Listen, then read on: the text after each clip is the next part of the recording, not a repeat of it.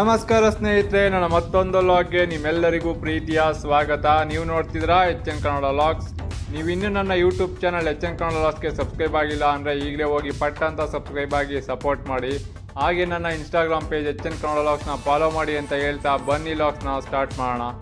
ಸ್ನೇಹಿತರೆ, ನಾನೀಗ ಮಹದೇಶ್ವರ ಬೆಟ್ಟದಿಂದ 9 ಕಿಲೋಮೀಟರ್ ದೂರದಲ್ಲಿರೋ ಕೊಂಬಡಿಕ್ಕಿ ಅನ್ನೋ ಸ್ಥಳಕ್ಕೆ ಹೋಗ್ತಾ ಇದ್ದೀನಿ.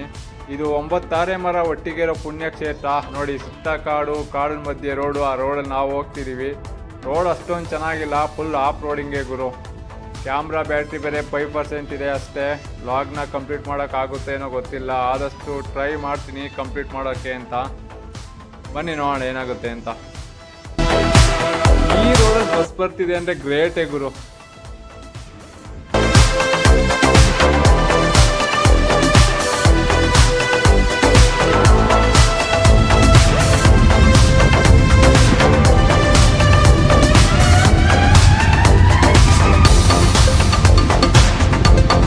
ನಮಸ್ಕಾರ ಸ್ನೇಹಿತರೆ, ಇದೇ ನೋಡಿ 9 ತಾರೆ ಮರ ಇರೋ ಜಾಗ. ಬಹುಶಃ 9 ತಾರೆ ಮರನ ಒಟ್ಟಿಗೆ ಎಲ್ಲೋ ನೋಡೋದಕ್ಕೆ ಸಿಗಲ್ಲ.